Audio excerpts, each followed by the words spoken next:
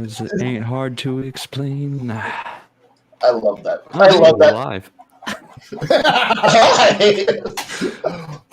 Hello. I have to start. You're singing the Ballad of Jane. Jane, the man they call Jane. Yes, the hero of Canton. Such a great show. It was. All right, so tonight's TableBreakers is episode 50. And Hey, Bruce. We're gonna wrap up this classic monsters revisited, and then we're gonna discuss some things on how you can customize these monsters for whatever game you play, whatever edition. And we're gonna try to help you out as best as we can because we want you to have the best game for your players. My name is Bruce Lombardo, and welcome to TableBreakers episode 50. Thank you. There we go. All right, back to that. Back to the important stuff. We're painting figurines, and you guys are talking. Hey, guys. Hey. Hello. Howdy, folks. Bruce is not the only one painting. Eventually, I'll be painting, but not yet. Yay! We found more places for Kai to stow things in his new home. Yeah. I'm missing a few tools, but beyond that, I'm almost ready. I plan on painting this guy first. Ooh. Oh, no fair, man. Yeah. 30 seconds to comply. That's going to be my new, just like DM enforcement miniature. You're breaking the rules. Please stop. You have 30 seconds to comply. Yeah, I'm still partial to the Headless Horseman. That's my my favorite DM warning tool. That's a good one, Jade. I mean, it starts off with a perception check to see if you can hear the hooves of a horse coming up from behind. And once they get the clue, then, well... Yeah. Eventually, I will have a backdrop. I've got two really cool Headless Horseman miniatures. One's in clear green plastic, and the other one is the Whiz Kids version, which it's all right, but the Archon Studios clear plastic version, freaking incredible. Eventually, Skeletor will have a backdrop or a diorama to stand in front of. Better be Snake Mountain. I was thinking something along those lines, but I don't have quite the space that I need for the original Snake Mountain toy. Okay. I could, yes. Hold on, let me sell these other items off. I don't want to do that. I like Snake Mountain. Snake Mountain was cool. The Eternia toy with the monorail, that was stupid. Yes, it was. Like, I don't understand what they were thinking when they made that. And then Hasbro's redoing Eternia for like $600 or $700, but it's a pre-order. Well, how long is it going to take, Bruce? Well, it'll take about a year and a half for your pre-order to be finished. The pre-order will have $700 locked away, earning interest for Hasbro. This is a company that makes $12-13 billion a year without your input, and you're giving them $700 to just sit on. No wonder they're a $12 billion annual company. Stop that. No.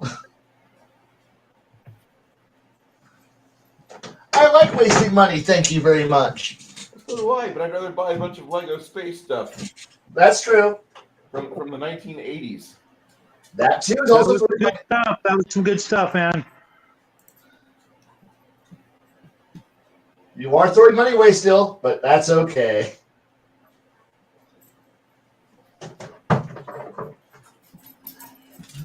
So I'm just pulling up all of the monsters from Index Card RPG across multiple books. So I'll let Shadow start because he's right next to me. And what else would you want to put on? What else do you want to talk about for how to increase or how to personalize these monsters for your game, Shadow? Well, I was thinking about it, and there's some monsters that I want to talk about. But before we get there, I was thinking, there's a lot of really simple ways to improve your basic 1 and 2 hit die. Right off the bat, humanoids are the easiest. And I know everybody was talking about, putting in a spellcaster, but something occurred to me that would be even not more, not better, but just another alternative is, we were talking about the bad guy, the big bad guy at the end, so to speak, and using him and his possible spellcasting abilities to imbue his champions with spells. There are a lot of spells that he could place on, let's say an orc fighter, some sort of, sergeant or lieutenant. You cast a couple of the right spells on him, and then he disappears in the background. The big bad guy will cast a couple of spells on his flunky, and now they're tougher, fire resistant, or something like that. And little things like that could make a big difference in the next battle. Another thing I thought of, which is really kind of a really cheap buff, and that's just good old-fashioned plate mail. If you look through most of the old books, they were armed and armored with, things like studded leather, maybe chainmail. Well, you throw a suit of plate mail on him that only cost, the big bad a couple of hundred gold or less to put on his lieutenant, and then throw some spikes on it and, personalize it, make it look, scary. And now those orc lieutenants that are still 1 or 2 hit dice, but now they're maybe 4 or 5, 6 points harder to hit without magic, just with good old fashioned, gold. Just here, throw some money at your monsters, upgrade them that way. Instead of typical long swords and battle axes, give them a bastard sword or a 2-handed sword. Now or a halberd. Now the damage is been beefed up. And the players will get dick for beating the bad guys. Oh, you want the halberd? Okay. You know what I mean? You want the 2-handed sword? Cool. It's ugly as sin and greasy and nasty, and it still does its beefed up damage, but do you really want to go into town with that as part of your loot? Maybe not. It depends on the party. Half it willing to sell. And but you're talking about like 10 or 15 gold for 10 or 15 pounds worth of crap you got to carry if you're still doing encumbrance rules at 1st to 4th level. They may just like toss it, to prefer to just carry some of the gold home when they've only got X number of pounds between the party. Excuse me. Let's say you figured out the party can carry home safely 500 pounds worth of treasure. Do they want to spend 12 of those pounds to carry 12 gold pieces, or would they rather spend those 12 pounds to carry 150 gold? Stuff like that. Same with the plate mail. Yeah, sure, if the fighters in the party don't have plate mail, but then they might get mistaken for orcs if that plate mail has been, seen before. If the townsfolk, relate that to the orc armor, and then they see a bunch of people coming into town all spiked armor, they might, might cause some role-playing, situations before they can get into town. Well, prove you're not an orc. Take off your helmet. Well, that could be an illusion. That sort of thing. Just simple ways without really having to delve into throwing magic items or magic. That the players are going to be able to benefit from if they win. Ideas like that. What do you guys think? Uh-oh. What was the question? And I'm sorry for my tiredness. I had to be dad tonight. No, it wasn't a question. It was just some thoughts I wanted to add on to, beefing up classic low-level monsters. Just some simple, low-tech, low-value, but high-end result things to beef up your monsters so that when your 1st, 2nd, 3rd, 4th level party is encountering them. Sure, the challenge is there, but they're not going to be walking away with, thousands of gold or, plus magic items or things like that. I also covered having your big bad spellcaster cast spells on your first low level monsters so that they have temporary bonuses and the players get nothing out of it but a greater challenge. I mean, yeah, you can definitely add items to monsters, like lesser or insignificant items to monsters to make them a little more challenging, a little more deadly. I mean, as a player side of things, we had a player in the group that was a necromancer, and he armed all of his skeletons with basically self-detonation traps.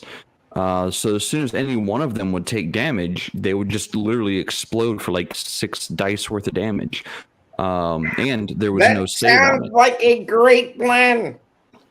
So I mean, yeah, and all it cost him was the onyx to raise a 1-hit die skeleton, and then I think it cost him maybe another 50 gold, so a total of 100 gold to outfit a 1-hit die skeleton to basically be a suicide bomber, effectively. Was there phlegm in the person's name? No. Okay. Let's see here. Nobody we know there, Connell. At least three of us know this person, but haven't spoken to them in a long while now. What was that their Skeletor? I'm saying it's nobody we really know. Phlegm, other languages, more phlegm. Oh. This is why Jay cannot have nice things. You see that right there is why my holiday special tanked. I got licked in the face, and then I lost my edge. I had to go and seek help. I had to stay with Hordak and be right back. with him. The horror. He had lost it. The horror. Now, once again, I'm sorry for coming in late. I had father things I had to deal with the terror of some kid. If you apologize for being a dad one more time, I'm going to boot you from the stream. All right. Thank you. Bye. But I was there thinking about what you just said. How to put a little extra life, a little more shebang in your bang. I mean, in your bad guys. That's awkward. Sheboygan. Armor is a good idea, and I get what you're saying. Cheap armor to bump up the AC a little bit to give the monsters HP. But really, if you want to put a little shebang into your enemies, and you don't want your party to walk away with a lot of loot, make sure one of the enemy combatants has the feet sunder. Oh, and you thought you're going to be able to walk out here with loot. Sunder sword, sunder shield, sunder armor, sunder whatever. No. That's a good way to piss people off. Yeah, but I could see that coming across as just being a vindictive DM. I love giving my monsters the ability to sunder equipment. Now, see, with me, I kind of like Bruce's thing that he did because everybody in our game decided they needed to have a belt of battle. And I'm sorry. A belt of battle, which basically for 3 charges a day gives you another full turn immediately. So basically, what he did is started grafting them into monsters so they couldn't do anything. So literally, they got 2 full round attacks in one shot. They usually did that the first round. And truthfully, that right there can be just as devastating as throwing on extra armor or whatnot. Just for the simple fact of, I have 2, I'm a 2 weapon fighter monster. I get, four attacks a round. No, I get 8 attacks this round. Whack, whack, whack, whack, whack, whack. That is like every healer's fear right there. Yeah. Lessons learned. Don't fuck with action economy. Yep. Baron, what game would that be that they're getting 4 to 8 attacks? It's 3.0 / Pathfinder. 3035 Pathfinder. It's really, because I haven't seen anybody get more than like 1 attack in Bruce's game of Pathfinder. Because Bruce doesn't allow that item in his game anymore. We broke that for everyone else. You're welcome. No, I mean, any other ways also. It just seems like a rare instance. I mean, I think it's happened twice in the game that I've seen that somebody ever gets more than 1 attack. Well, then the archers are doing their job incorrectly, because rapid shot gives me 3. Well, yeah, that's archers. Archers have always gotten a little bit more in the way of attack, but once you hit levels, what I'm talking about is your 2-weapon fighter.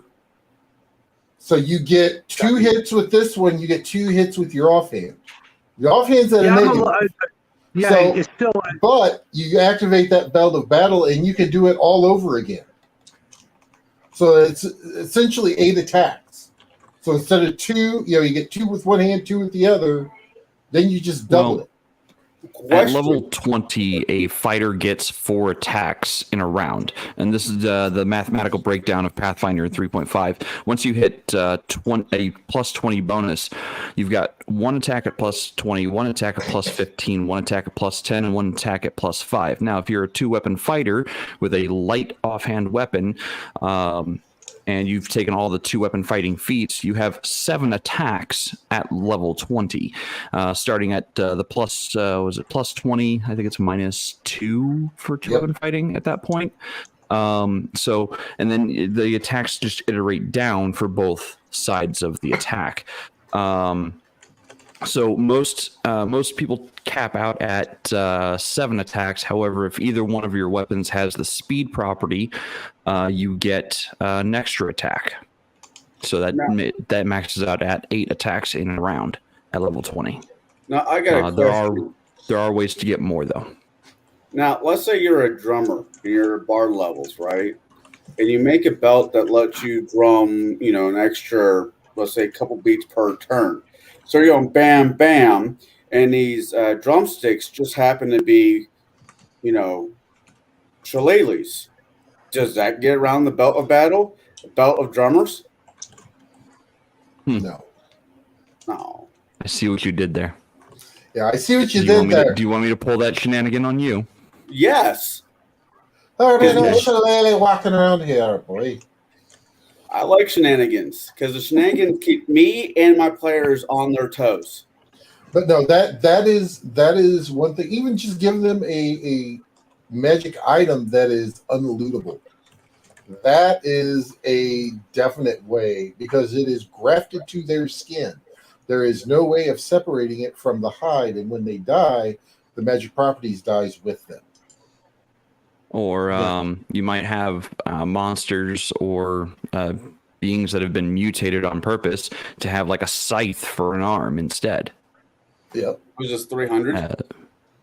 Mutant Chronicles. Well, I mean, yeah, Mutant Chronicles 300. Well, fight in the dark. There's multiple ways of refitting a monster to your ends and to your purpose. And not just, for 3.5, 3.0 players, you have, all the different feats you could give them, all the different amount of hit dice and class levels. But in other games, you can just say, okay, well, I'm going to swap out this power here for this other power here. And, well, now we've got a new monster. I think the best way that I've seen that used is actually in like Dark Heresy. Yes. Because the chaos love to swap out limbs. They love to swap out all kinds of things. Looking at just the followers of Nurgle, you have they erupt in pustules. and everything else. A and Z, but they erupt in pustules, they erupt in disease. And these are things that the players have to deal with either there on the spot or even after the fact. So it's not necessarily going to be something that that you have on that monster that is going to give it to them. I mean, look at like Mummy Rot. Swinging back around to fantasy side, Mummy Rot doesn't hit immediately. It takes a little time to incubate, and once it incubates, ooh, buddy. So I mean, there are many different ways. I mean, you even have you can do Necromancer that can attach things to his undead. That's not unheard of. I mean, other ways you might rebuild like a zombie or something is the ability to vomit out swarms of flies, and then those swarms of biting flies go attack the party. It would be within the theme. You can also have them do kind of like a psychic assault to a certain extent through just a fear effect. And these are all abilities you can just plug and play onto monsters. You don't have to actually have, hard, fast. You don't have to have hard, written in stone rules for some of this, but you do have to take good notes on it. You do have to have the information in front of you so it keeps you honest with your players.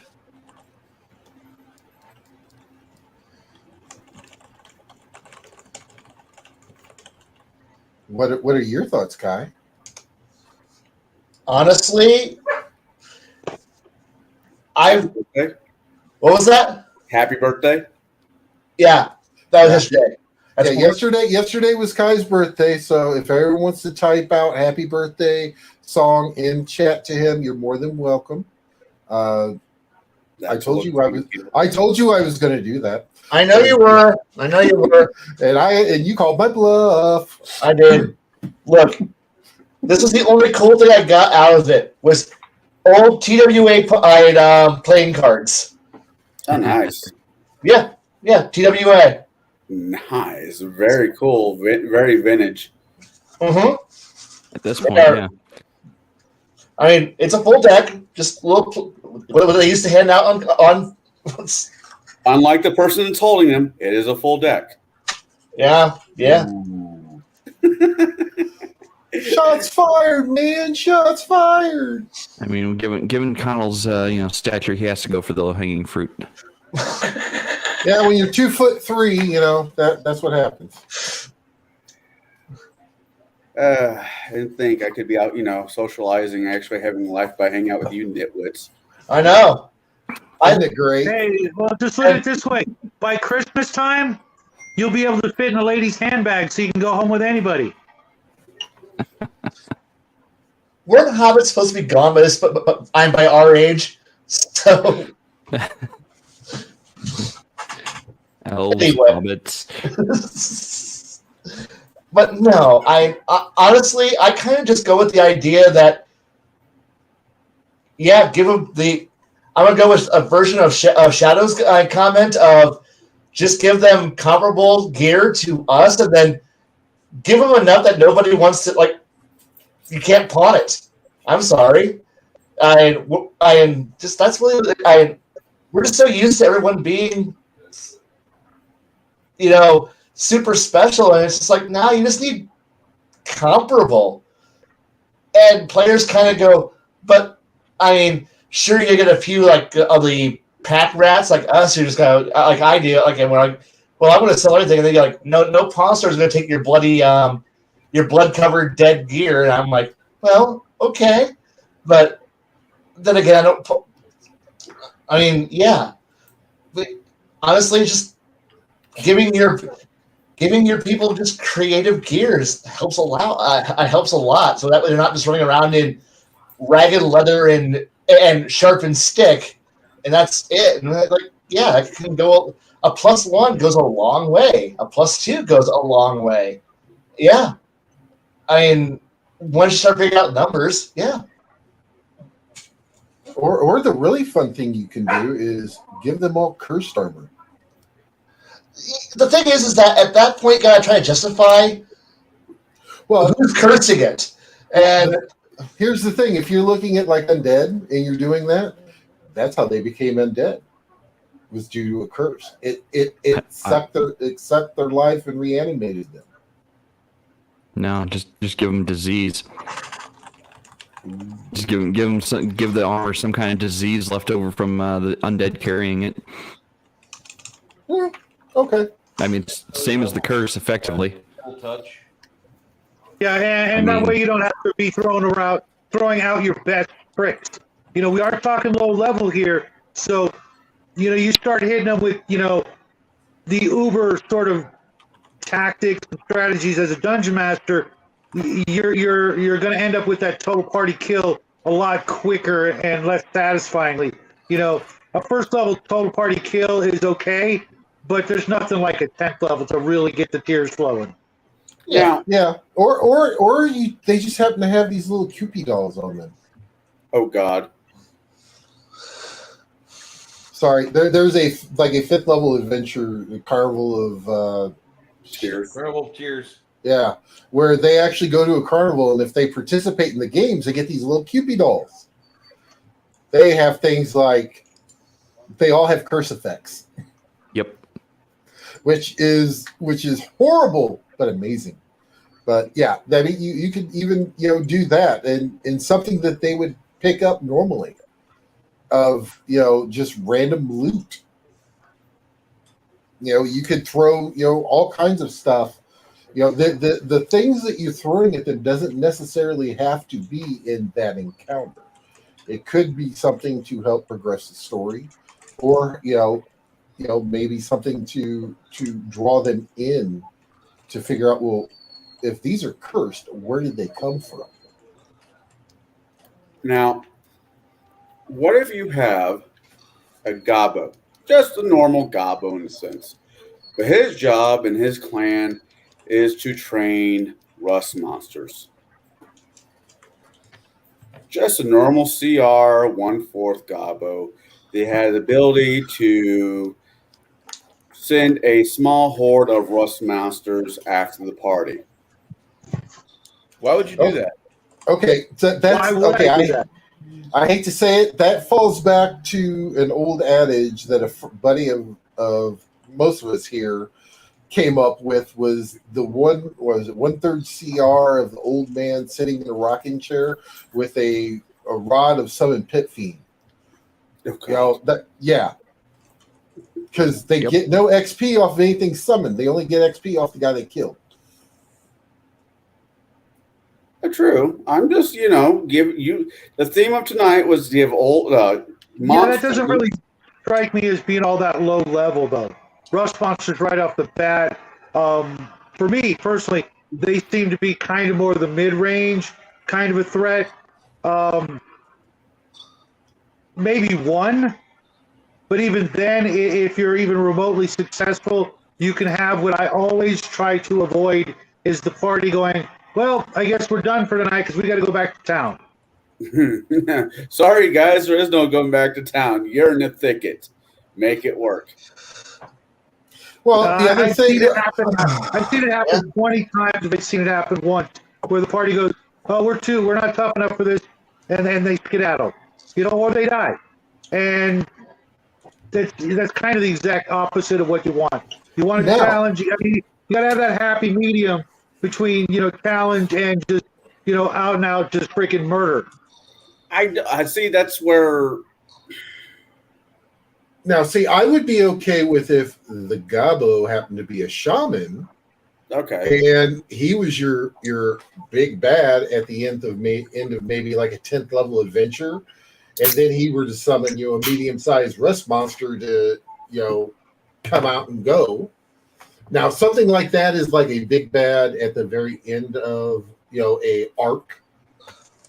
That I could be cool with, because you're still taking that goblin, but you're progressing him to give the players an actual legit fight, along with what other minions he's got around him.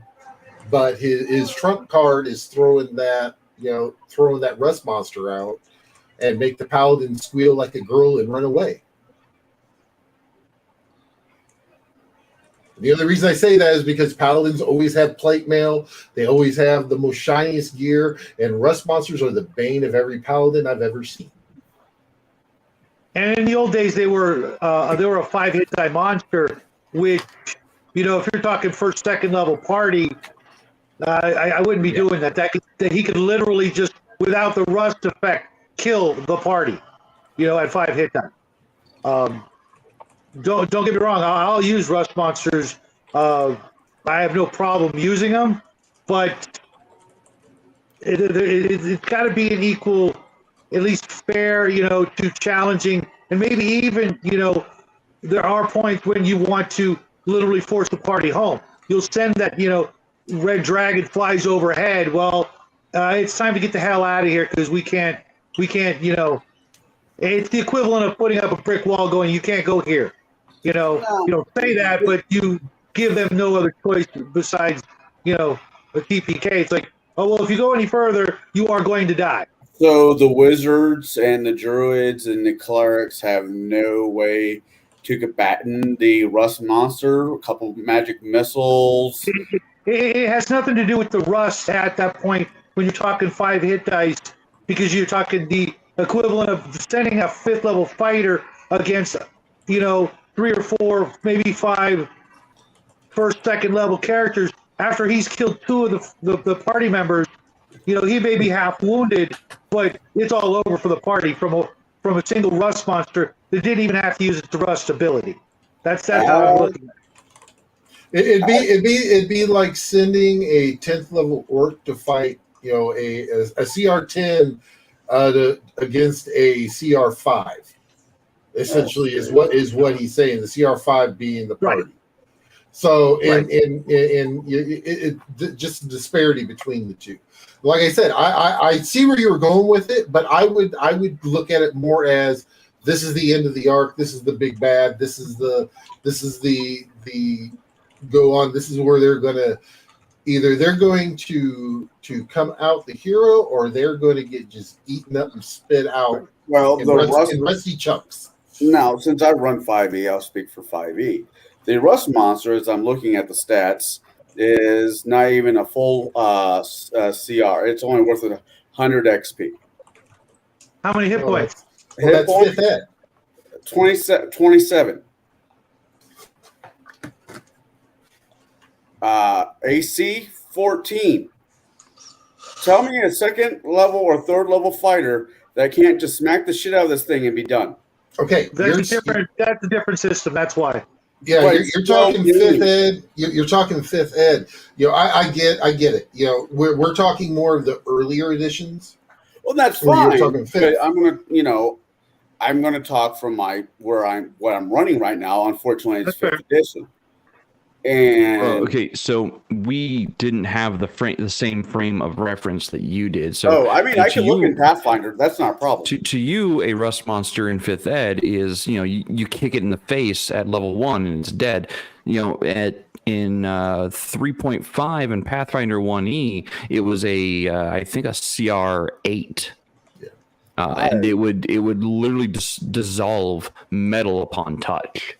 Well, and I believe you guys. I'm actually just CR3. So that's why we're saying that we think that's a little too high. Is because we don't have the same frame of reference as you. Right. I mean, in Pathfinder, it's a CR3. Same hit points, and the AC goes up by 1 notch in 18. Once again, if you got a group of fighters, I'm not talking about sending a whole swarm of these fuckers at them. I'm talking maybe 1, maybe 2, maybe 3 at the most. It's although I do like the comment in chat there, Bruce. If you want to put that up, I do like the way that he's thinking here. If Bruce is still there, yes, I'm still here. Okay. I mean, I'm not meaning to be argumentative. I'm just no. It was frames of reference is what our issue was there. All right. Well, yeah. I'm sorry, I was off screen because I was looking at some stuff. Stop looking at porn. I find that the monsters between Pathfinder 3.5 and 5e are maybe off of each other by a notch, not very much. Exactly. Books are guys. If you want something and it doesn't fit, modify it. Yeah. And I do like that. You could use a juvenile or an injured or run of the litter rust monster if you want. The party to experience it early.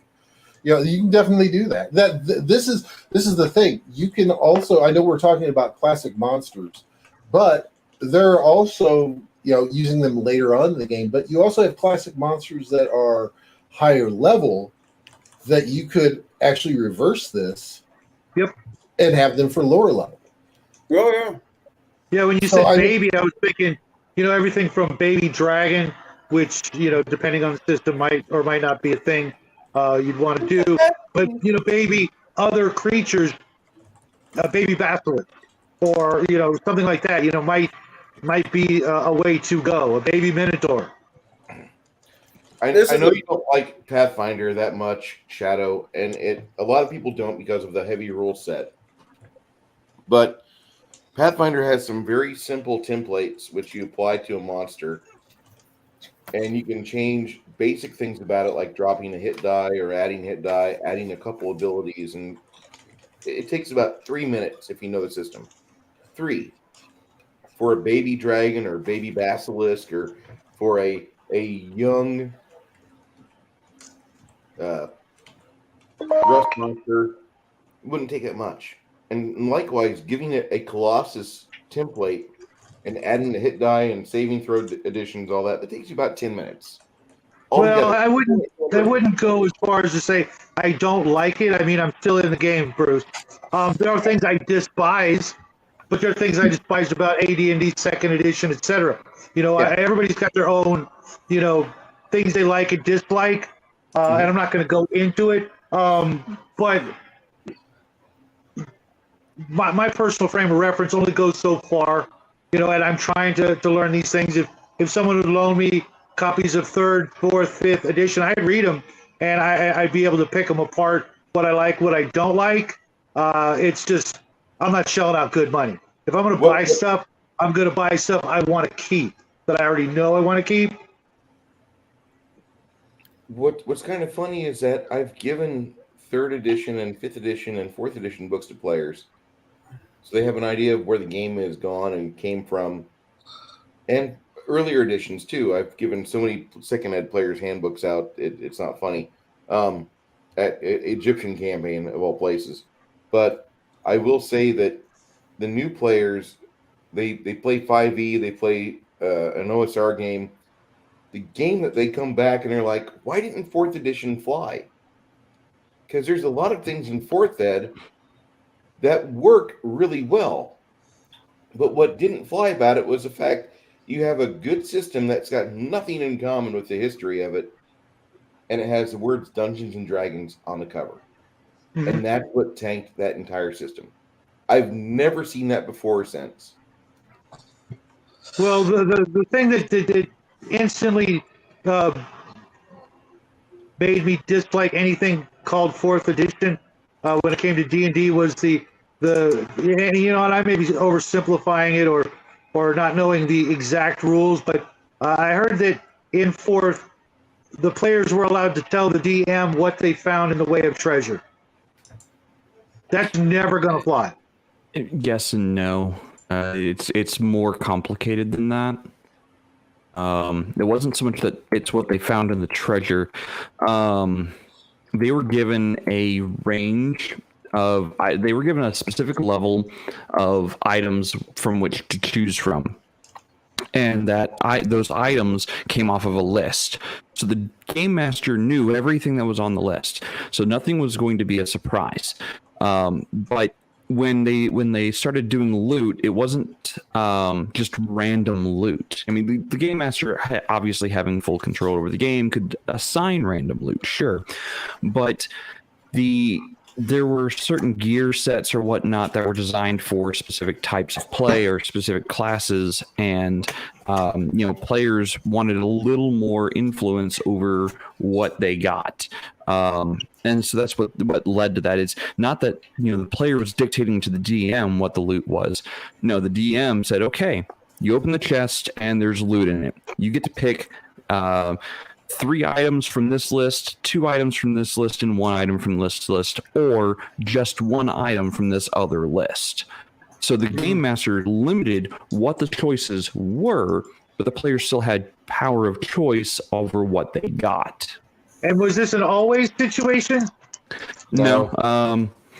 Nothing in D&D is always. It's always the DM. Yeah, it was really dependent on the DM. Some but- DMs didn't care. Gotcha. Yeah, I still couldn't do that. Well, the best thing about 4th editions, honestly, were the damn commercials. Yeah. Oh yeah, the cartoons that they had for the pre-launch. Oh, yeah. Monster! Rawr. And I have a minion, No. and his name is Francis. Mom, I got a lair. They gave me a lair after 35 years in the game. I got a lair. I like You to have see a them. lair? I have a lair. The I must have tiefling missed that had a all, I Russian must have accent. missed all of that. Well, what year? I What didn't year? miss much. Like, was that? Well, when was that? 2007, 2006. Yeah, Huh. somewhere around there, 2008. Yeah. When we were doing better things like Pathfinder beta testing. Yeah. When I was having a kid. Well, no, that was when I was practicing on having a kid. I didn't have a kid quite yet. You lie. You weren't pregnant with that. That was hers. That was hers. You just stood there and watched, and nobody ever congratulated you because you always think of sex anyway, 26 times a day. Nobody ever comes up to you when you got a pregnant wife next to you, and they pat your penis like, "Oh, what a good little boy you were." He's not wrong. No, he's not. And for you youngins out there, it doesn't change. Maybe after you hit 60, I don't know, but yeah, No, at least Jade, 20. how old is your dad? In his 70s. Yeah, he's a role model for some of us. my father and my mom and dad came down in March. They just hit 71 this year. Wow. Not really a happy number for those of you that understand, like a 40-something, like watching their parents get older, like, no, stop that. Stop. You need to be 60 or less, like 55. That was where you were at your peak. Well, anyway, we leave somewhere, and this girl is exiting an HEB, and she's got like this huge, just voluptuous round buttocks that Sir Mix-a-Lot would just immediately break into song about. Like, he would proclaim his love and be like, I'm going to come out of retirement and rap just to put rings on your fingers and purses and bags on your arms and marry you and fatten you up and give you children. Because this girl had like the biggest, roundest butt I've ever seen in my life. And this is only in Bernie, which is just 20 miles away from San Antonio. And my dad and I are both staring at this thing going, oh my God. So I can tell you that when it doesn't matter what age you are, when you wake up with a penis attached to your body, sex is like, that's your prey drive. If you were a terrier and mice was all that you gave a shit about and vermin, well, you're not a terrier. You're a human male. And you wake up, you've got a dick. You're like, man, I want to fuck something today. Which is also a low-level monster. It's a trap. No, that was last night. No, that's marriage. Anyway, If so you wanna back view to it the that topic at hand. I'm sorry, Chimerian. You look like you're suffering there.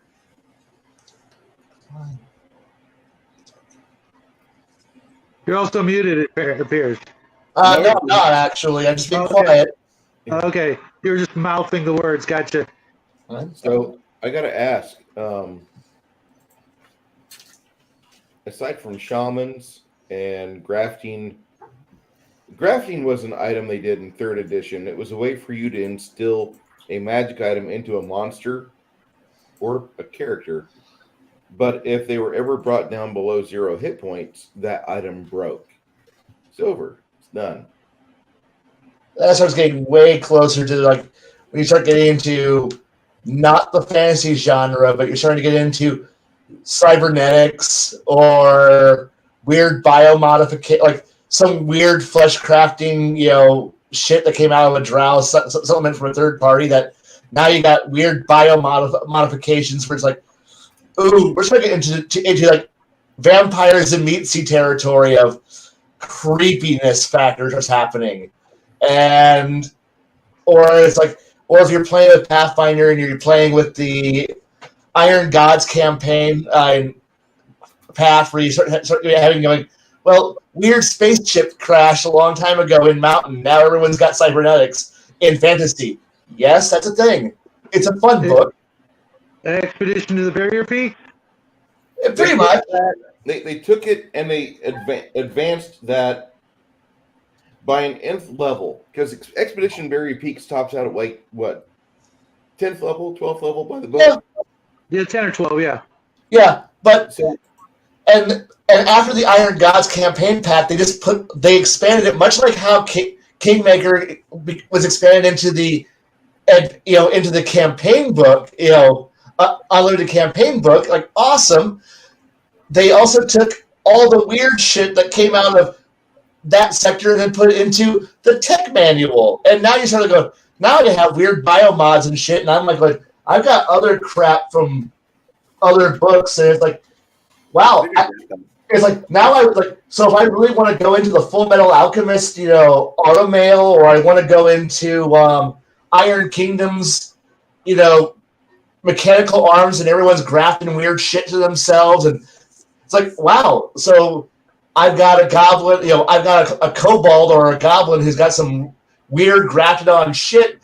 Unless you kill that monster, that orc who's got the huge, wired reflexes, reinforced bone structure, a mechanical heart, and all these regeneration things. AKA, if you play Shadowrun, a humanity 0.5 character, or an essence 0.5, or if you're playing Cyberpunk, a humanity 0.5 character, and cyber psychosis shit's running around. Awesome. I don't want to deal with that in fantasy, but you kill it. What are you going to do? Chop your own arm off? Replace your own nervous system? No, you can't do that. Wow. Are you going to get this Demetsi vampire who's been flesh crafting all the orcs into horrible abominations? Are you going to be like, hey, could you also graft some weird tentacle arms that can snap out claws? Some players will say yes, but most players will go, body horror is the one thing I'm not going to get into. I don't want a Giger-inspired character. Some might say yes. Most will say, Cenobite, no. And it's like, most players, when you decide to pull this thing, most players will look at you quite funny when you pull this thing out and go, hey, look. Shit. I'm slightly jealous. Yeah. I said, most players will look at this thing and go, I don't want to be anywhere near this, because they're smart. Meanwhile, I'm going, you want this, you just don't know it yet. And most players go, I have no idea what that is. So Flatey puts in, so no penile golems? I know, right? Players aren't thinking on, not playing outside the box enough. They don't know the wonders that could be right here. Is pun included with that statement there, Hoff? Oh God, yes. Okay. So, now going back to older editions of D&D, I know there was artifacts out there like a hand or an eye. I have a spare in case somebody wants one. I'll be right over. Yeah, don't tell my wife. Now I'm so surprised that I did not see in the book of erotic gaming or erotic fantasy there was no penis of Vecna. It's kind of funny that no, it's not here now. So I hate to say it, if it wasn't for Stranger Things, that guy, I briefly have heard of that guy because he's definitely much of an older system type villain. Also, most players today will never tear out an eyeball to go shove it into their head or chop a hand off to go and get grafted on. most players go, I don't. No. I'm not doing that. So for my 5th edition run of Rise of the Rune Lord, I chained out one Rune Lord for a one one evil dead dude. But Evil Dead. Are you talking like Bruce Campbell, Evil Dead, or what? well, there's books. There will be an eyeball. There will be a hand that they'll find. And it all belongs to the Rune Lord, who wants his tome back. Rosebud. Rosebud. Okay. We knew real life. I mean, outside of fantasy, it's easy. I'm not going to say it's easy, but outside of in fantasy, you can always. We said this last time. You can always jack up the AC by a couple. You can always mess with the HP. Oh yeah, 3.5. Yeah. And Hey. you can pick them up. Oh, is that 3.0? I'm sorry. 3.0. But outside of magic and armor and the basic bumping up the just HP or AC, can surrounding, putting the big bad that you wouldn't think is a big bad in the right surrounding, bump up the encounter? Yes, I mean, yeah, of course. environment plays a Why not? factor. I mean, how would you guys why do would it? not? I'm just, I'm just asking as a question for the panel. How would you guys do it without having Jade spill something else on, preferably? It's simple. Remember, what was it? The Star Wars movie where Anakin and Obi-Wan fight, and there's lava everywhere. Oh, the Return of the Myth. Put the big bad guy out on a rock surrounded by lava. Come get me. Right off the bat. He's flying or something maybe, and the only way to get him is to, hop on, chunks of land that haven't completely submerged into lava, that sort of thing, and maybe, different environmental effects like I said, lava or water, or it's in a burning building, and because the bad guy knows the building better, maybe he's got the upper hand. Situations like that. All right. Well, I mean, Which would definitely make for a dramatically visual experience. The one player characters finally gets to fight his nemesis, and the building's burning all around him. well, for low-level monsters, I mean, if I want to ratchet up the challenge with environment, there's multiple ways of which I can do that. Take, for example, the zombies. I'm going to attack you with zombies in a cornfield or a hay field where the grass is, up past your head. Why? You can't see where the attack's coming from. That right there makes the encounter so much more dangerous, especially if there's 100 zombies in this cornfield that you don't know about, and they're attracted to sound. So as soon as combat starts, well, now you're attracting more zombies from the cornfield or from the wheat field or whatever tall grass is in the area. That's one way of doing it. But the inverse is also true. If the players get to an area of relative safety where they can bottleneck an enemy, then the encounter's going to reduce in difficulty because they've found a way to bottleneck it. All right. What about you, Baron? Say that one more time. What would you do if for low encounters, if let's say it's the big bad for a low encounter and you want to ramp it up just by a little bit, but you decide to use the environment? What kind of environments would you use? Well, swamps are always good. Swamps are amazing just for the simple fact of you've got ground that's unstable. You've got, even a desert, because beautiful thing is quicksand. Yeah, I don't know about that. Well, there are underwater springs that loosen the sand, but that the sand actually keeps it from fully evaporating. The top is fine for about an inch or two down. That evaporates, but underneath that, boom. If somebody steps wrong, boom, they're in that trap. Or even looking at a dungeon wise, having predetermined traps set in the fight room. I've seen that happen before, where the big bad's right in front of the fighter. The fighter just takes off because he's gonna do he's charging. He's gonna do this amazing flourish and stab the bad guy in the heart, and he gets 3 steps from him, and the floor drops out from underneath him. Roy reflex save. Yep. Yeah, no shit. I mean, the thing is that anything that you do, you can. It doesn't matter the environment. You can adjust the environment, whether it to be a plus or a minus to the monster or to the players. Because if you think about it, a monster who's lived there is going to have lived there for a while, and they're going to know probably where a good place to step and where not so good place to step is. So on that point, if you're looking at like a swamp, they're going to know where to hit, where to step, where to go. And the same thing in a desert. They're going to know where a good spot and not a good spot is going to be for them to attack.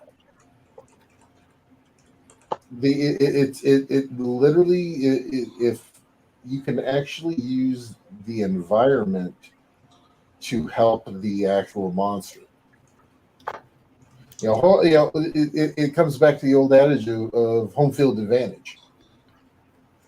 If a green dragon's in a swamp, he knows he can duck underneath the water. Black. Ain't nothing going to attack him. Black. It can be black or green. It's green in my world, leave me alone. Regardless. There's also the added benefit of, like you said, swamp. Well, whatever's fighting in the swamp might also know that over here is a giant snake and over here is a crocodile. Or over here is where the giant scorpions live, or even just regular fucking scorpions. Little things like that could become unwitting allies of the monster, especially if the players, fall for the bait. I'm going to go use a module for Pathfinder, Rise of the Rune Lord, when you're fighting the gobos in the glass factory. And those forges are still going. And the book doesn't really hint to it, but it does kind of apply it. If the gobos will be trying to knock the players into the forges or into the molten glass. Nice.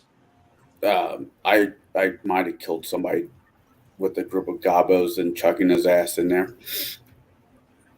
Don't get too close to it. I mean, come on. He was a summoner, and he was wearing his Amlar like a mech suit. So, no mech suits for you. All right. Other than environment, Hey, Travis. what are some of your guys' favorite way? I mean, I'm not trying to take over the show. I just got some questions, I guess. What's some of your guys' favorite fallback to, okay, I don't think this counter is going to be hard enough for them. And this is still low level. I'm not talking about dropping a big red or whatever, but how would you guys spruce it up? Start with you, Shadow.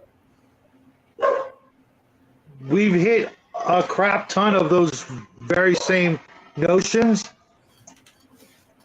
Yeah, I'm almost. Yeah, I'm trying to find right. I mean, what's left? I mean, literally, there's so many ways, and I think we've hit them all. Unless any of you guys have something, the only thing I can think of are,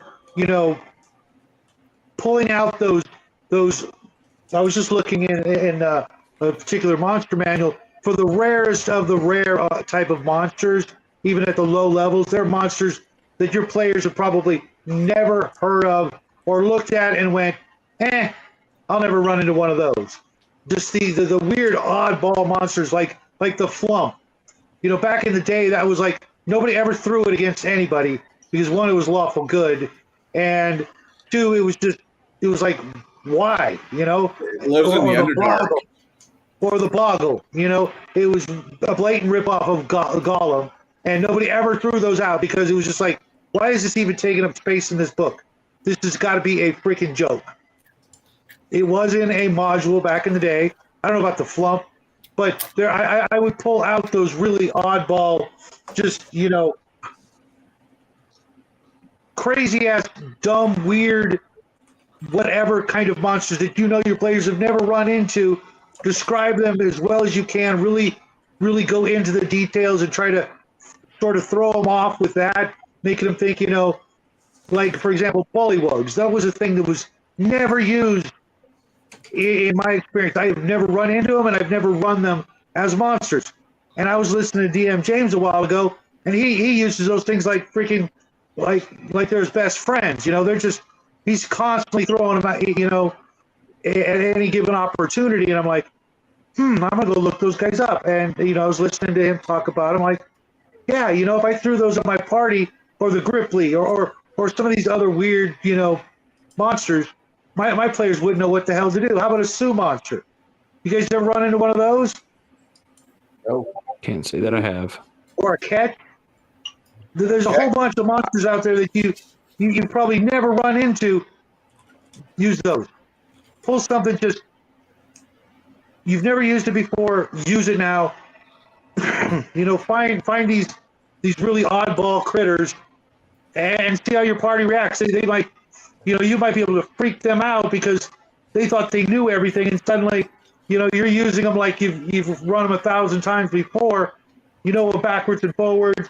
You describe them the whole bit, and they're like, you know, they'll be, you know, they'll be stuck for a minute just trying to, you know, collect their thoughts, figuring out what the hell is this? What you know, what should we do? Should we attack it? Should we try to parlay with it? Go from there. What was that? And I asked this. What was that snail thing that it was immune to magic and had it's like little eye thingies where like basically maces that I can smack the party with. The flail snail. Flail snail, yeah. Never used it. I'd rather just use a giant slug. It's just as creepy and makes more sense. And of course, it was in the first Conan paperback, so I almost always throw one of those at the party in the exact same situation. You're in a ruined castle, and you hear some things, you know, some rocks clattering. You're hearing weird noises, sizzling noise every once in a while, and then this giant, big, bloated sack of silvery gray skin is in front of you with two giant eye stalks, and it's creepy. You know, of course, to harken back to my love for Conan, and you know, most weapons don't work on it because of its rubbery hide. You literally got to crush it with part of the building, and then when your players read Conan, they'll go, "Oh, I was there." I did it for my son about a year ago, and it was awesome. They were running for their lives. Nothing was working. It just kept coming after them. You know, shooting acid at them. It was freaking awesome. And it's just a giant freaking slug. No, Not bad. not bad. Keep in mind, I'm going to have to start carrying where Jade will carry a bag of flour with them. I'm going to have to keep a bag of salt. If we had somebody carry a bag of yeast and one of you carry a bag of sugar, we could make some pizza dough. So if we've beaten the hell out of this topic, what does everyone want to talk about? The thing is that I just had a campaign on Saturday where you guys were walking around these two giant pools of acid in this castle. You only found one, but there's another one on the other side. Some mirrored Of course layout. there is. And you found two drow monks, and they somersaulted into the middle of the party while invisible, were silent on it, and then they started shoving people into the pool. All they managed to do is cost you a lot of money because they killed a cohort, Joe's cohort, but there's a lot of money tied up in him now. A lot of money. There's a lot of money tied up in him. He is a wizard, and now expect me to be using that wizard quite a bit.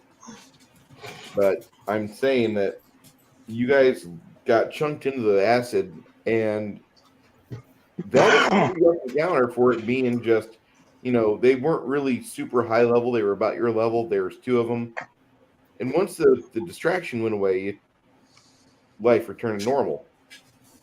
But they were there for about an extra 40 seconds and made your life hell.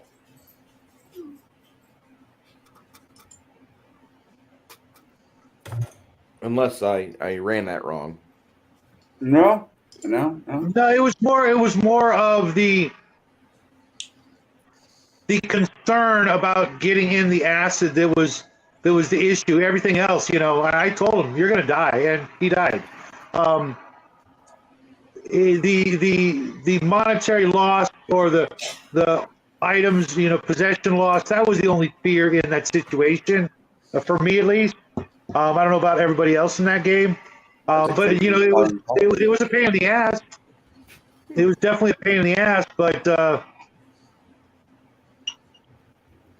okay. I was kind of curious about that. I want to know your thoughts. Say again. The monk's ability to get us into the acid seemed a little, unusual. Bull rush and a high D20 roll. That's about all it was. Yeah, I figured my weight was topping in at about 1,000 pounds though at that moment. Yeah, I think you far exceeded his CMB attempt. But the wizard didn't. Poor wizard. I mean, yeah, that was what I would call a high level game, 10th level ish. So a lot of things have to be beefed up all the way around. It's not as you go up in levels as a party, the challenges exponentially grow in different directions. It's not just that straight line toward the hit point. It's all these things that branch out as you're going. When you're first level, you really only have to worry about like 2-3 things, but then each level branches off more and more and more off to the left and the right. It's no longer worried about what's coming right at you. You got to start thinking about the things that are coming at you from the side. And the more you go, the more different directions. Then the things coming from you, from underneath you and from above you, as opposed to low level where everything is, it's just coming down the hallway. That's it. You don't have to worry with underground yet. You don't have to worry if things are in the air or going to come through the walls. But as you do. If you are in either a goblin or a kobold, going into their living area, they're going to have murder holes. There's going to be stuff coming out of the walls at you. Right, but I meant literally through the walls. Well, yeah, like a ghost or a shadow or something like that, where it's defying the normal laws of physics. Murder holes and traps and the what the fuck, the things from Indiana Jones, the darts that were coming out of the walls, that kind of thing. Yeah, but I'm talking different dimensional, like I said, magic, ghosts, and things like that. As you start going up in levels, you then have to worry about that stuff. In the lower levels. Okay, you're talking about the incorporeals. Right. Or the non-corporeals. Right. Or even, things teleporting, in behind you.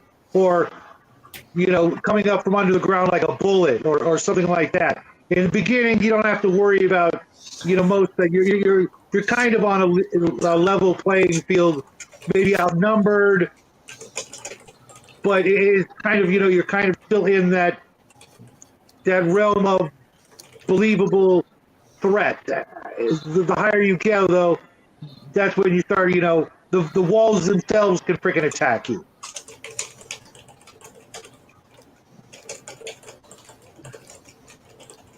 So for the low level stuff, I try to, wean them into the stranger aspect of these games. Try to keep it, especially in low level games when you're dealing with new players.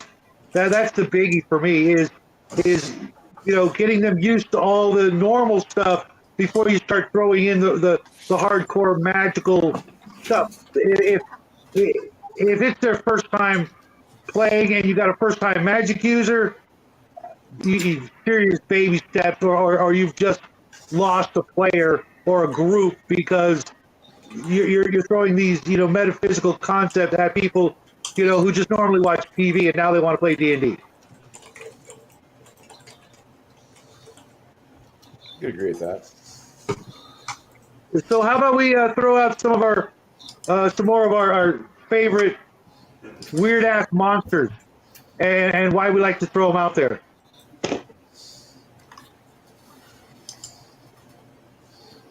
Any takers? I got one. I don't know if it counts as a low level though, because I was trying to find some tables to find it, but something I used to like to throw, and I don't know if this would really count as a low level, but rock grubs. You guys remember those? Years ago. Wrath of the Righteous uses them quite a bit. Yeah. Are they a low level for you guys or a high level? Or mid? Wait, what monster? Rot grubs. I think they were relatively low level. I know that I could use them as swarms, as medium sized, small, or gargantuan. Oh, really? That's terrifying. Yeah. Oh, yeah. The gargantuan ones were quite terrifying. Because back in the old days, the rock grub was simply just a worm that would burrow into your skin and head for the heart. And the only way to get rid of it was to apply a torch or some fire immediately to the wound, and that would kill it, which is weird. Or like a cure disease or something like that spell, and that would kill it. So it might kind of raise it potentially into the 3rd to 5th level character realm, but I couldn't find it on any charts that would tell me like what kind of a threat level it was in my AD&D and 2nd edition books. I mean, it's only got one freaking hit point. The same thing with the throat leech. Yep. Oh no, see, it's real easy. Magic missile. It never misses. Put down your own throat? Yeah. It'll hit that. It won't hit the player because it never misses. That's ingenious. At least on the throat leech. I don't think the rock grub it would work. You just get a mirror and go. Okay. The thing is with this, it was Dungeon Master Therapy, which is a TikTok guy, YouTube guy. Oh, anyways, God, I love that guy. He came in and says, well, my party figured it out. I need to know if a magic missile can kill a slot egg. And he's like, what? He goes, yeah, he got attacked by a slot egg. He goes, well, but it's in their chest. And he goes, yeah, they opened up his chest and they targeted magic missile at him. And they said, they did open chest surgery on him? He goes, well, yeah. He goes, but will magic missile hit because they can see it and it's a direct spell?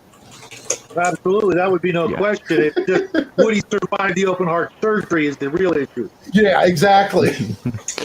Yeah. What kind of anesthetics do they have? I know the good kind. If my character's in a swamp, I like to use leeches. Because I don't care who you are. Leeches unnerve most people. Yeah. Not Omen. Omen's a weird duck. So Omen's awesome. What are you kidding? That guy's awesome. I don't get wrong. I enjoy his company immensely, but a leech, especially if you're a fan of, let's say, Peter Gunn, who just happened to do a movie that had leech type creatures with a hive mind. Slither. Right. Yeah. Very true. Forgot about Slither. We were just talking about that movie a while ago, weren't we? Yeah. I was actually, I've been wanting to rewatch it. I'm finding it hard to find a copy of it. Hold on, buddy. I got you. You're me. Okay. I kind of dinging. Okay. I want to go back to humans.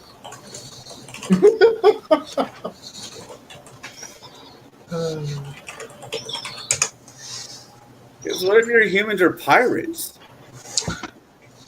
Yeah. Well,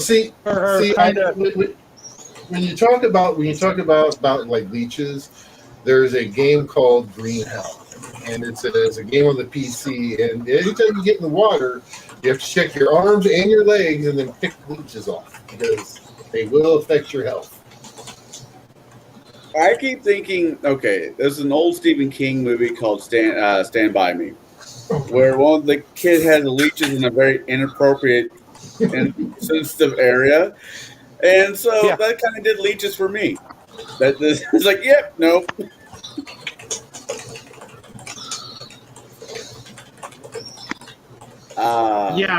That's nasty. Generally speaking. Well, let's say, like I said, humans. If you don't really give them class levels and just stick to the NPC monster Kodak that, let's say, Pathfinder has, or cannibal halflings, I think it's one of those things that people just don't expect. I mean, if it's a sea-going campaign, yes, pirates are going to be a thing. But what if you're just happen to go into a port city and there's, towns being raided by pirates? Kai, Here's what I know. Here's what I know. I'm sorry. No. I'm okay. I'm just listening. Don't worry about me. Okay. I just don't want you to blow up on me.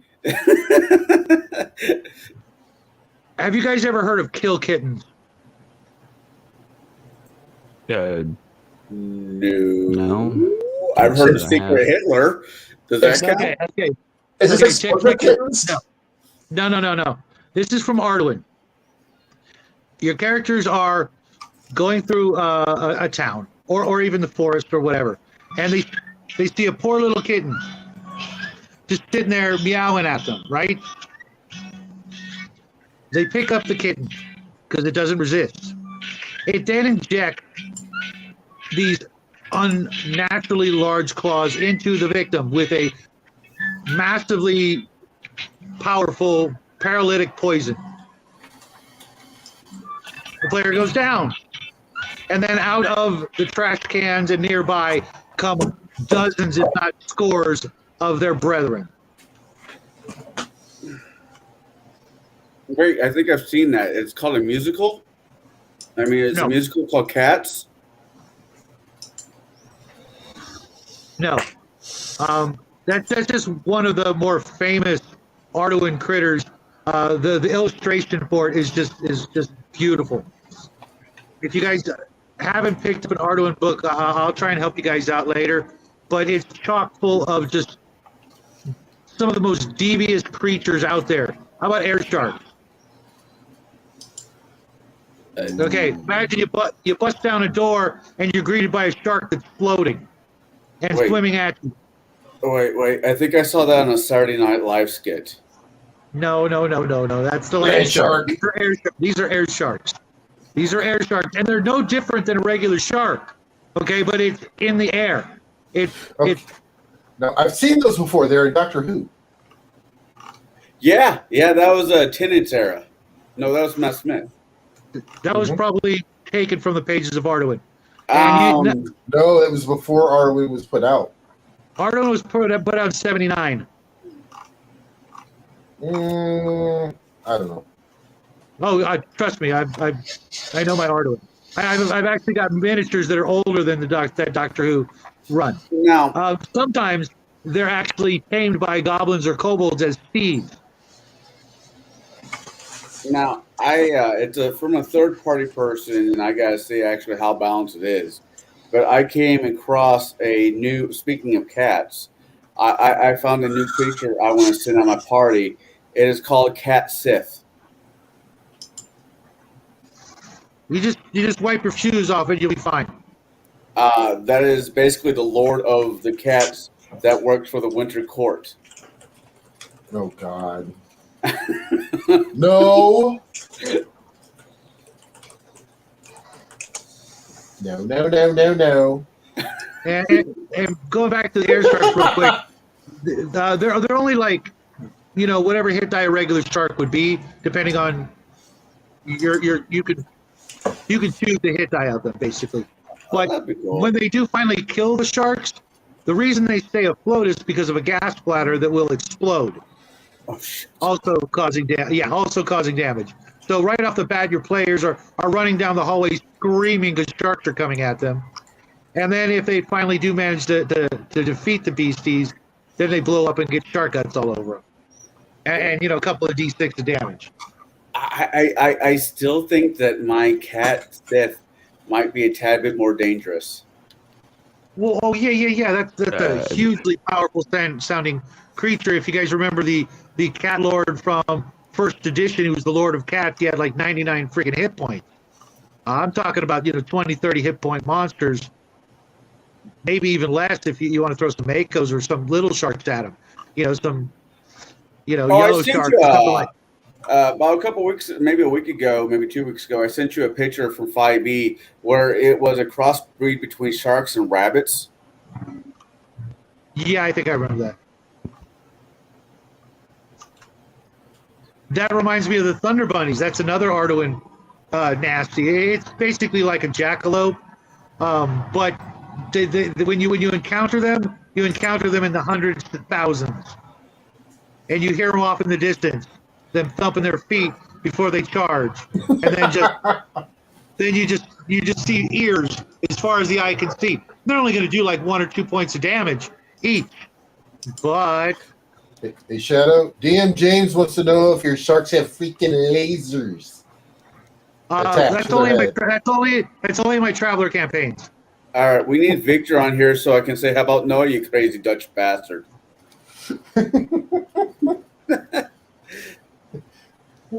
Dude, the sharks have freaking lasers on their head. That's all I want. The sharks with freaking lasers. I think one of the best inspirations for the classic monsters is actually go back to like the 1984-86 D&D cartoon.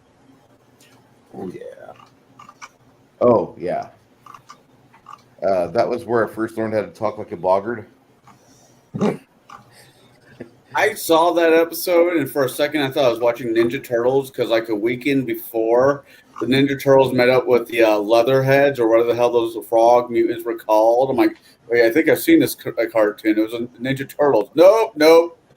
I was wrong. My favorite druid is the one that has the jelly as the cohort, and he goes through the dungeons and cleans up all the messes. What about you, Mike? What's your favorite low-level classic monster that you'd like to send at the party that I've probably been killed by or killed? Oh, Classic? actually. Well, I mean, define classic. Classic to what specifically? I mean, are we looking at movie monsters? Are we looking at D&D specifically? D&D. Let's stick with D&D. Okay. Classic low-level D&D monster? Honestly, it's not even a monster. It's an animal. And I have killed countless players with it. Crocodile. Mm-hmm. Oh, fuck. I've killed, I don't know how many players I've killed with a crocodile. And it's not that high of a CR either. It's really, it's the grapple as part of a bite action. It's a free grapple after they use a bite attack. And then if I manage to land the grapple, I get to do a death roll. for more damage. And it just the combination of it, even straight up wolves are, oh my god, nasty against low level players. I had to stop sending. Actually, I had to make a house rule, and this was a gatekeepers a couple weeks back now, that I had to make a house rule for my games that I would allow players to stand up as a full round action, do nothing else but stand up to prevent attacks of opportunity. Now that is a rule, though. That's actually part of the game. Actually, I can never find that rule. It's part. I could never find that rule anywhere. I believe it's part of the withdrawal action. Okay. Well, the thing is, they weren't withdrawing; they were just standing up to stay in combat. Next round, you're moving the hell away, but you're not. But they wouldn't move. They wouldn't move away. That was the thing. You're all around. All you're doing is standing up slowly and defending yourself accurately enough where you do not suffer an attack of opportunity. Yeah. Or you could stand up as a single move action, was the other one. Well, the players were getting just absolutely destroyed by a pack of, I think, 3 wolves. Because a wolf has a bite attack, and if they land the bite attack, they get a free trip attempt. Well, none of my players could stay standing round for round, especially when the wolves would get a attack of opportunity and knock the player right back down. So it became a death spiral in a hurry at like level 1.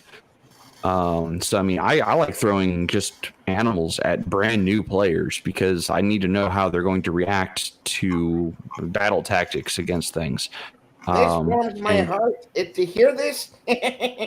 There's nothing better than a DM that just looks at his player characters take off 7 damage.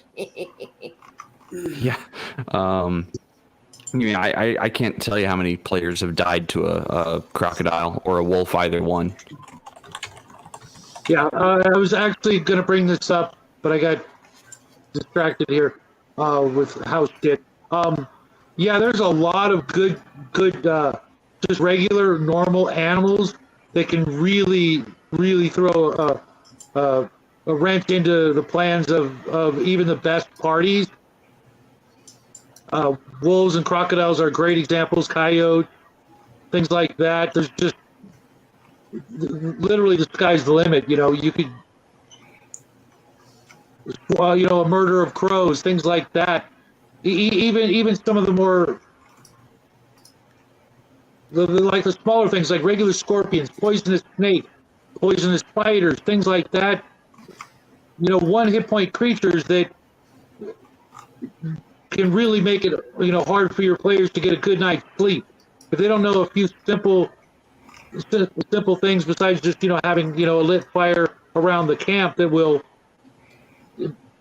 Once they start losing sleep, you know you're on the right track, so to speak. And if that doesn't work, there's another one that I was just looking up earlier today. That's undead animals. A swarm of undead gazelle, or just dogs, house cats, rats, things like that.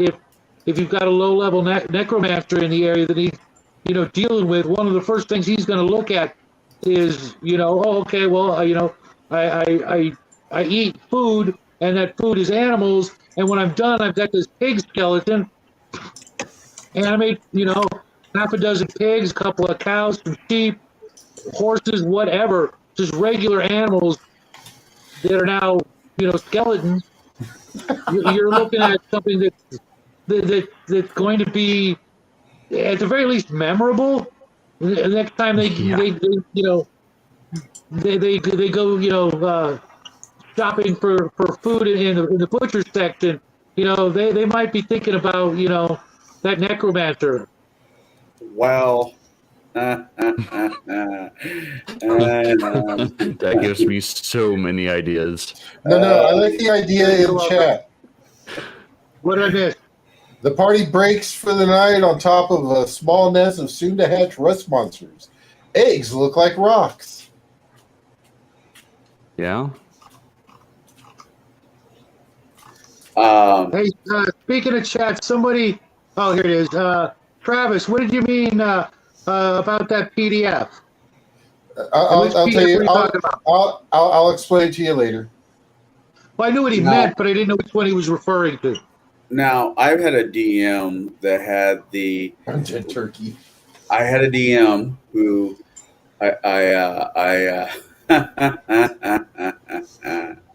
when you summon nature's allies, his take of this spell, I deeply enjoy, and I actually use it in my campaigns because it makes sense to me and to honor that DM because I think he's a really good DM. Now, with that being said, that can work both ways. A druid summoning, you're fighting an evil druid and it's summoning nature's allies from that area. Swamps being alligator, snakes, shit like that. The prairie might be wolves and things like that. And I just think it's a really good. I think it's fun because normally, in the normal way, the spell works was if you summon it, it basically comes from the spirit realm, and once you hit it, it goes away, it goes poof. But with his, it doesn't go away, and you have you have dinner afterwards. That makes with a nice stew with a former companion in it. Anyways, Fleety, Waste not, want not. how dare you?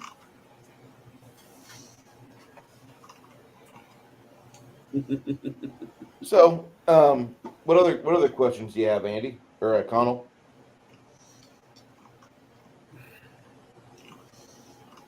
Sorry, dude. that's fine.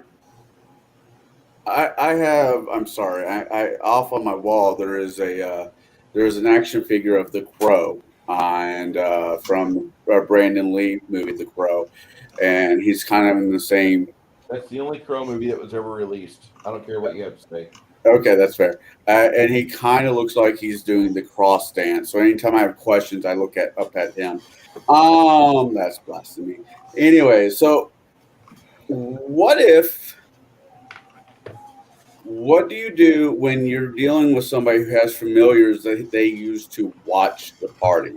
Like the party doesn't know that they're being stalked by a birds, ravens, crows, whatever. Do you guys do stuff like that?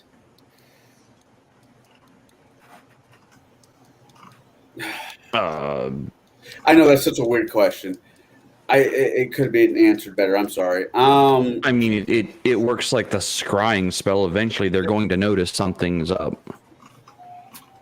There's a mechanical owl flying around here. You've heard it for the past couple miles, but when the owl gets a little close, it's not really looking for mice. He notices it's got whirling bits on it, and the wings look a little mechanical. Once you spot it and your archer takes aim, the owl tries to fly away.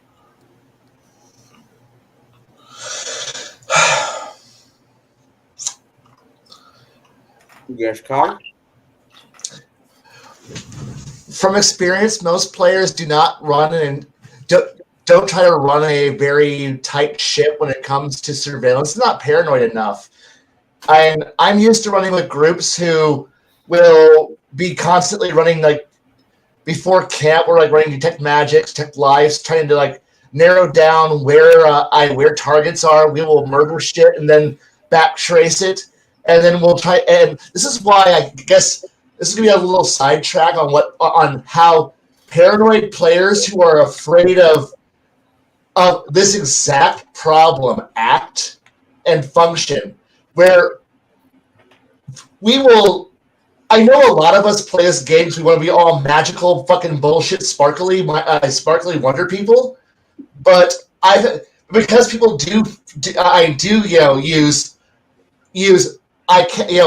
identify. It's like, oh, I know what you're wearing. It's quite distinct. I'm going to use a locate object, which at that point it's pretty much the equivalency to having. Oh, how can I best describe it as radio direction finding? As in, you are going to be tracked because of the crap you're wearing. So you don't have players. Certain players do this, and I'm one of them. Who we will sanitize our gear. Non-standard equipment, standardized equipment. Everything is cheap. Everything is brand new. Everything has no identifying marks on it. We will purposely make disposable gear. Oh no, we have the really good gear, but it's concealed away in either bags or extra-dimensional spaces, so you're not tracking that. And we will go as silent, as magically non. So I'll just track you by your magic items or your spells. We will run as magically dead as humanly possible. Why? Because we've had GMs who are pricks. Who are like, oh, I'm going to track you using scries and all this other shit, and like, you got to be able to find us. Well, we will burn gear. As soon as a job is done, we will take off gear, throw it in the dumpster, light it on fire, grab the next set of gear, throw it on. And it's like, but it's just non-magical, it's just garbage leather armor. We're like, but it's nondescript. It is, you will not see it coming. So the moment we know that we're going to be underneath the magical version of a keyhole satellite that's flying over periodically and watching our every single moment, if we know we're dealing with a magical raw stat, we are fucking doing everything. We are dropping everything. And if we have one person, usually some faggot who's like, I'm a paladin with plate armor, my magical mount, and we're like, you get to sit out in the field about 200 feet that way. We are going to be concealed in a hole. You'll never find us, motherfucker. Like, we are pulling out like Viet Cong tactics. I'm trying to dodge. I dodge the GM, and we will watch the paladin and the idiots who don't understand what sanitizing your gear and playing with operational security fucking means. And they'll be in a field, a nice little fire, being like, oh, we have warm food and fire, and you're going to get murdered by goddamn goblins and zombies and other weird shit. And, whatever the fuck the GM wants to throw at you, because a wizard or a ranger or a druid is tracking your every fucking movement. And at that point, the smart players are sitting over here in a cold, shivering hole going, we're not dead. Good luck finding us. And the GM, why are you making it so hard? Because you're using fucking, intelligence operation shit, and we don't want to die. And the GM's like, but I won't do that. And I'm like going, if I as a GM can figure out how to do this, as a player I can figure out how to do this, you better believe I'm going to walk to make sure that you're not doing this. Back at me. And I guess the players I played with and the players who I'm playing are that paranoid because we've dealt with that shit. And really, at that point, you're having a GM, as a GM, if you're the one using the Saruman discount familiar horde that's watching your every step as you cross to the Misty Mountains, at that point, you're the GM who can now explain why you're metagaming, and your players are all sitting here they better be doing the exact same thing Gandalf did, which was get the fuck out from underneath under surveillance, because holy shit, they're going, we're being watched. Now we're just going to be vectoring in the backfire strike on top of us, going to fucking ass rape us. No, I don't want to die. And your players are going to fucking run and be smart. The dumbasses, paladins and clerics are dumbasses and go, but I'm a wizard, I'm a cleric, I'm a paladin, I have all this cool shit. I don't know how to not memorize your spells, not wear awesome gear. We are now being surveillanced by an intelligent enemy who's going to track our every movement. Why are you not being paranoid to the point where you got to assume the enemy is now chasing you at every single moment?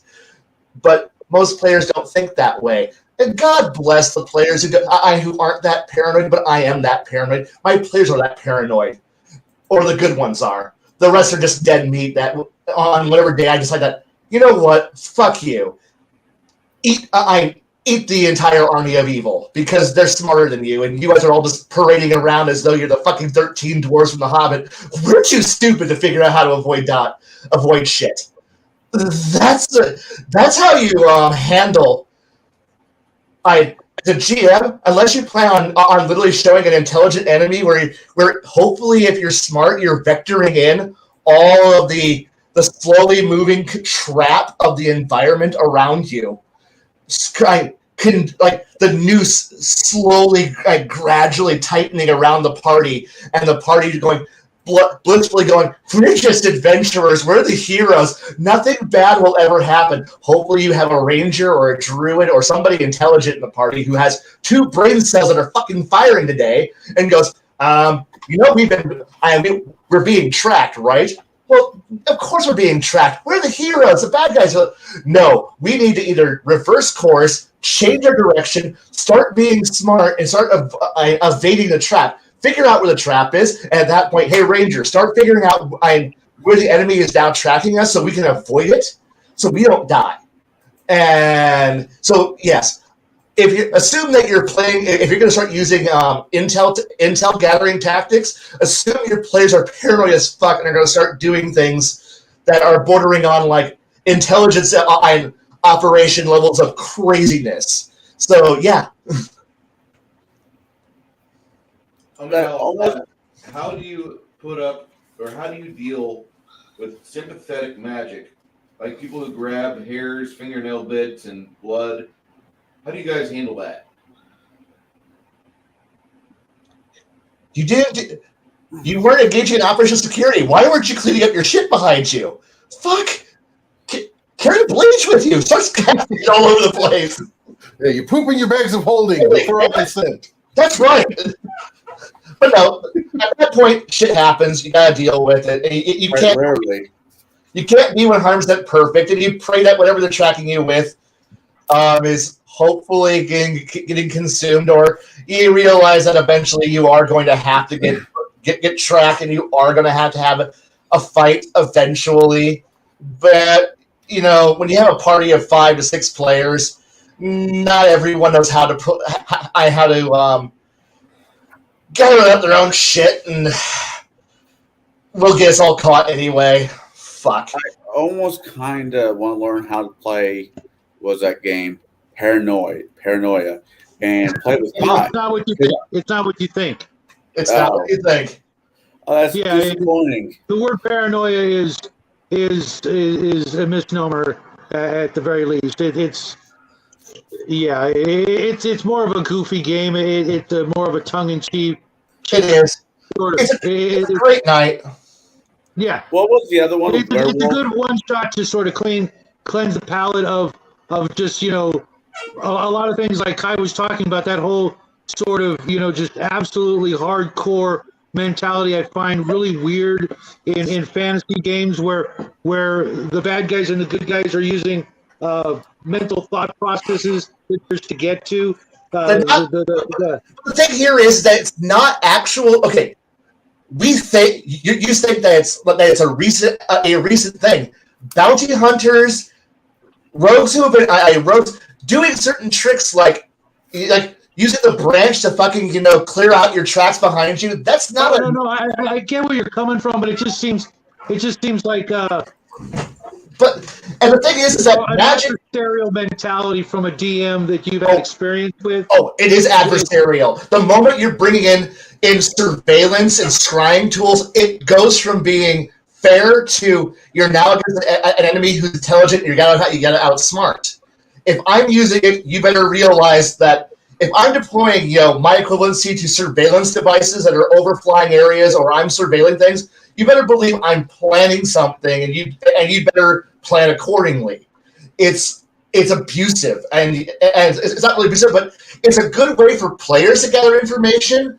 But the GM is like, you're just saying whatever you do, I can now justify why the villain automatically has a counter to all that you do, and why you're about to get ambushed by 14 encounters in the next three sessions. Because, well, you better hope the GM is going, well, the enemy now knows about you, but they are not quite capable of coordinating the fact that they're going to murder you.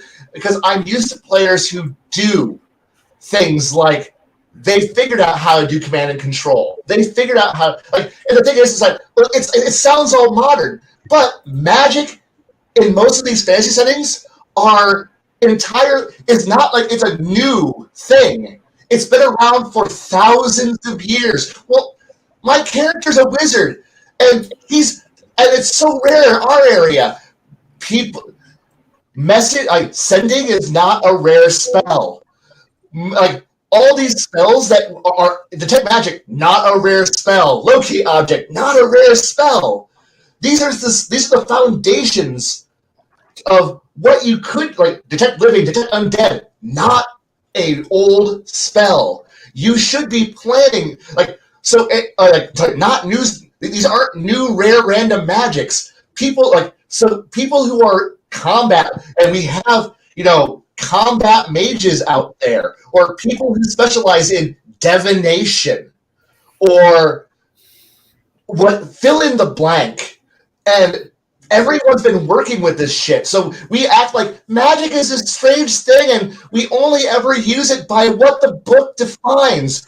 No, once you start getting if anyone puts two thoughts together, there are magic items that allow you to have inter-party silent communication. There are spells that allow you to communicate with someone. It's weird when you have players who literally will hire NPCs whose entire job is to be the prick carrier. He's just there to fucking carry the radio.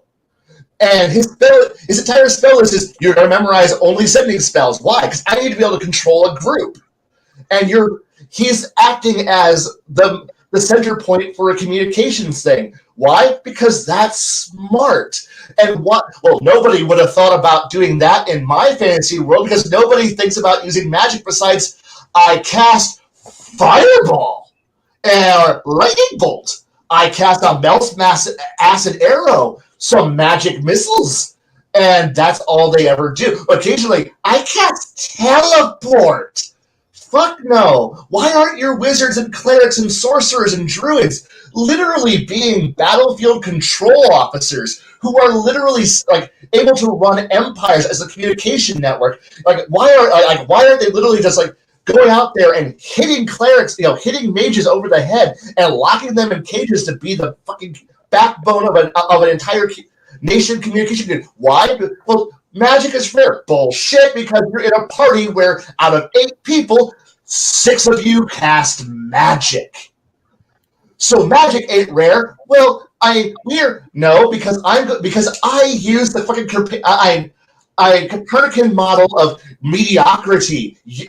The party is not special. You are the average. So if the party is 70%, is 80% magic users, there's probably more than just 5 magic users in a kingdom. And if not, my first operation as I set up a kingdom is I'm going to go walk through and take aptitude tests. And I'm going to throw every single peasant through the aptitude test, and if any of them can have a 14 intelligence, which is slightly above average, they get to go off and become casters. Well, they can't be high-level casters. I don't want high-level casters. Plus, most of them are probably going to top out at 4th level anyway. And I don't want a bunch of people casting Fireball running around. I want a bunch of people whose entire job is to send a message from this area to this area. The moment you start bringing in intelligence gathering things or communications things, you're going to have to start figuring this shit out. And, magic is magic. Congratulations, you are a boring as fuck. The magic is only what the book tells me. Magic is not fantastic. Well, I don't want it to be too fantastic. Okay, then I will go at it from a purely mechanical format. Now you're putting too much thought into magic. Magic is mystical. No. You can't have mystical, and if I can't have mechanical, you gotta give me mystical. And wondrous. But if I can't have wondrous, it's going to be fucking I'm mechanically fucking a goddamn the 5th force of fucking physics here, where it's got defined rules, and I'm going to figure out what those rules are. Somebody in the last 3,000 years, but since we play most fantasy empires, This magical fantasy empire has been around for 10,000 years. 10,000 years, and nobody has bothered to define what spells do. Nobody's bothered to figure it out. The magical empire of mystical, magical floating castles and cities in the sky, they never figured it out because they're all wizards and they're priest kings, and they never bothered to do any actual work or document it because knowledge is power bullshit or some other fucking wank job, excuse for why you want to have mystical fantasy shit, but never actually explain how any of it's done because Wizard did it is an excuse that most of us are lazy fucking GMs and do because fuck you.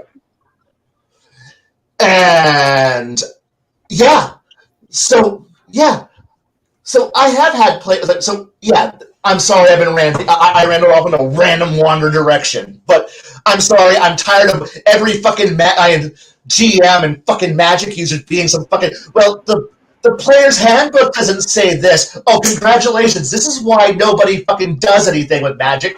You're just a walking artillery piece. No, I'm a wizard. You're a fucking mortar. You walk, you're a mortar. Every once in a while, you cast Lightning Bolt, which is just a direct fire anti-personnel weapon. Congratulations, you're a walking weapon. Well, I do other things. What? Invisibility? Congratulations, you're now a stealth mortar. Ooh, I fly. Oh, good, you're just a flying bomber. Congratulations! Now everyone's going to be looking around for. Now you got people who are going to be quietly trying to figure out how to kill the flying invisible wizard. Why? Because nobody wants to be killed by a flying invisible wizard. Well, no, this is Magic. Nobody's got a counter to that. Bullshit. Somebody's figured out a counter to this shit, and they're going to figure out how to shoot your fucking flying faggoty ass down. And you're going to be a dead corpse on the ground full of arrows and ballistic bolts or giant exploding rounds in the sky that have been lighting you on fire, and now you're on fire and dying. Congratulations. Look, you're making Magic... this is not a world where everyone has no idea what Magic is. I'm sorry, we don't play in a world where, oh, wow, you're a wizard! Oh, God, a cleric! We play a world where every town you go into has an apothecary, 3 clerics, a wizard, some sorcerers, an alchemist. Oh, that was just that's just in Podunk Metamora. You go into a major city, fuck, they're everywhere. You can find magical crafters. I'm sorry. You're good, man. I've been quiet all day. I'm sorry. I actually kind of missed my. It's like Mount Vesuvius just slowly building up to the end I've of the been show. listening to my weekly from St. Kai. But no, I agree. I completely agree. It's either you allow Magic in your campaign and everything that goes along with it, or you don't. You don't. And when somebody says low Magic, you better believe I'm going to be like, okay, we're playing a low Magic game, and I will dial back my crazy down to low Magic level. But you better believe the moment a little bit of high Magic comes in here, I'm cranking it way back up to Miskatonic University levels of insanity. Flea needed to be caffeine. He's on caffeine. Yes, I polished off a very large pot of the coffee Bruce sent me. Morning. Of course you did. You had to give him the crack. I did. Was it Reaper? Yeah. That's awesome. Well, anybody else have anything else to add? Because I think we gave some ideas out there. We didn't really go into the new school stuff too much, but I think it's important that we have these lessons here. I have nothing, like always. I don't want to follow Kai. So that is said with much love, Kai. That's not. I understand. There's only one way I can follow Kai, and if we're done beating this horse into glue, then I think I'll do that. So next week, we're going to change it up a little bit. So we are actually going to be playing online. For the next 2 weeks, we are going to be one of us is going to take the helm as GM. I believe it is Jade who is slotted to take the reins next week to do a GM. We're going to do this about once a month, give or take. Going to do a couple, and yes, you are all going to finally witness the grandness that is the Index Card RPG. You've heard him talk about it not only here, but on several other streams, through to include, the Friday Night Chill stream, Gatekeepers, and here. So we are going to be doing that. And we're going to have 2 nights of stream of gaming. So basically about 4 hours worth of gaming between the 2 nights. And then on the 3rd night, we're going to pick apart the system. Things that we like, things that we didn't like, things that we thought, maybe could be better with it. Basically what we're going to do is this is our own deep dive into the individual systems. Systems that maybe not a lot of us know, because me personally, I don't know anything about Index Card RPG, so I'm going to be learning. And I don't think anyone else here except for Jade has really dug into it, which is going to be really fun because, I do enjoy learning new game systems. So I think it will be also, a good way because, this is number 50? 50. So how better way to cap off the year than of TableBreakers than to have 2 sessions of us actually putting, the proverbial money where our mouth is and DMing and showing you some of the stuff that we've talked about in past streams. So this is something that it was championed by Jade, and then we all just kind of picked it up and says, you know what, this is a really good idea. So we all just decided that, screw it, we're going to do it.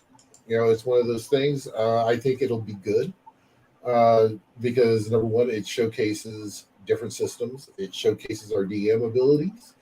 And I think that, those of us who have been the forever GMs, I'm not one to point fingers up in the upper corner, but I'm going to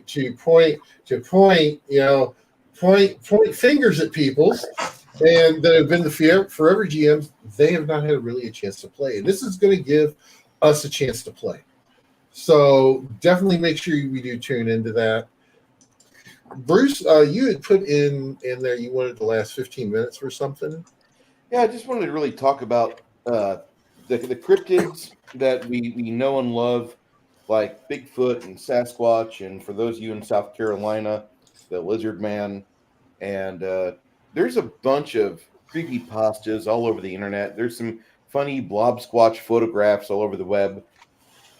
Don't overlook these as a DM. Use these as resources. Use these as ways for you to spook your players. Nothing will improve your ability to convey the basic emotions out of your table than by you being a good listener and studying on these various discussions, creepypastas or the Dogman encounters or stuff like that, where you can hear things. And I would love to put the things I've learned in a game where the players are attacked by carnivorous lizardmen, because getting eaten alive has got to be one of the top frightening things to deal with, especially if they're doing it raw, not over a fire. So I want you to think about some things and have that. And I could go 15 minutes, but I think I can just shorten it to listen to some things on the internet. There's plenty of it out there. Study it. Figure out, where does the narrator snare, where's the hook at? And use that hook to your benefit whenever it's time for you to run a game and for you to captivate your players, because that's going to translate for you very well. And I think I could probably wrap that little segment up with that. And I took 2 minutes. Thank you, sir.